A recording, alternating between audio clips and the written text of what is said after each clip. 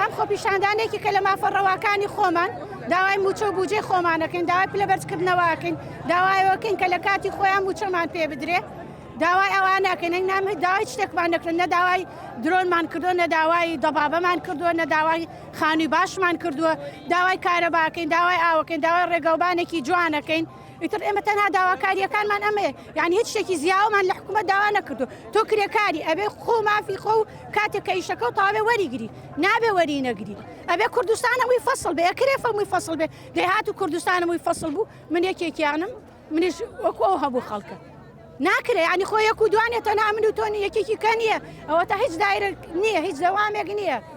ئەوە تا قوتابخانەکان هەمووی چۆڵە، کەسی لێ نییە، چەند کەس فەسڵەکە یعنی چۆن وا ئەبێ؟ ئەمە حکوومەتی کوردە وتمان حکوومەتمانە بە شتمانە بێ نەمازاری بەڵایەک بۆ خۆمان دروستەکەن و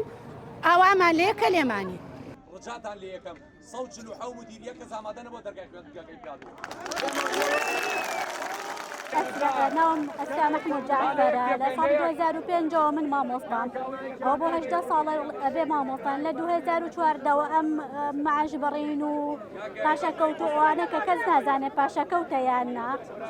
هەر لای بینینەوە بەردەوامە چەندین ساڵە بەسەر یەکەوە جار و یەک مانگ و مانگ بۆ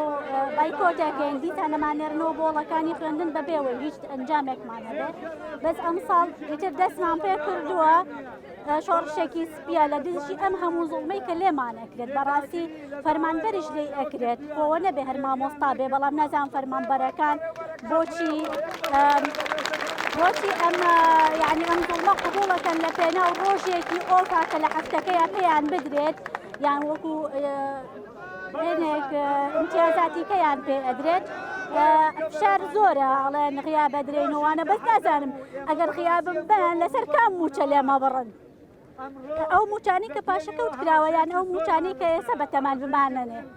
هیچ کێشەمانە هیچ فشارێک کاریگەری نابێت ئینشەڵا لەسەرمان.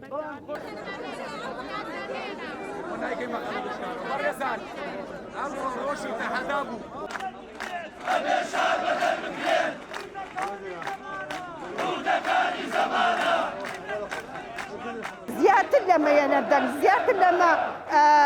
قسە و باس ئەکرێت لەسەر ئەم موچەی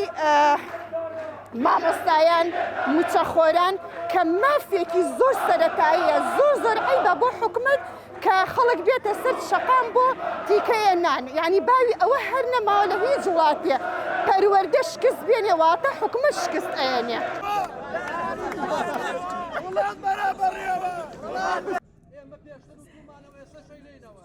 ئەوەی کە ئێمەی گەیاندووە بە پرۆژە بێباکی حکوومەتە